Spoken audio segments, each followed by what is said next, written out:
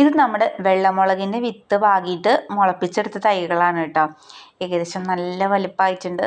ഞാൻ അത് നട്ടൊരു വീഡിയോ ഒക്കെ ഇട്ടിട്ടുണ്ടായിരുന്നു കേട്ടോ. കണ്ടോ, നല്ല വെള്ള മുളകാണ് കേട്ടോ.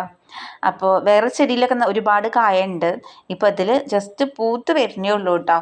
ഇടയിൽ പൂക്കളൊക്കെ ആയിട്ടുണ്ട്, നിറയെ മുട്ടുകളുണ്ട്. പിന്നെ നമ്മളിതിന് ഉപയോഗിച്ചിരിക്കുന്നത് ജൈവവളമാണ്. പിന്നെ വേറെ ഒന്നും ഇട്ട് കൊടുത്തിട്ടില്ല. ഇപ്പോൾ ഇവിടെ ചാണകപ്പൊടി ഒന്നും കിട്ടാനില്ല കേട്ടോ. അല്ലെങ്കിൽ നമ്മളത് വീടിൻ്റെ അപ്പുറത്തെ പറമ്പിൽ പശുക്കളെ കെട്ടിയിരുന്നു. അപ്പോൾ അവിടെ പോയി ചാണകമൊക്കെ എടുത്തിട്ട് മതിയായിരുന്നു കേട്ടോ. ഇപ്പം അത് കിട്ടണില്ല. അപ്പോൾ ഞാനൊരു പാക്കറ്റ് ജൈവവളം വാങ്ങുക ചെയ്തത്. അപ്പോൾ പച്ചക്കറിക്കും ചെടികൾക്കൊക്കെ ഇടാമെന്ന് പറഞ്ഞു. അപ്പോൾ അങ്ങനെ മുളക് ചെടിക്കാണ് ആദ്യം ഇട്ട് നോക്കിയത്. അപ്പോൾ നല്ല റിസൾട്ട് തന്നെയാണ് കേട്ടോ. നല്ല ഹെൽത്തി ആയിട്ടുണ്ട്.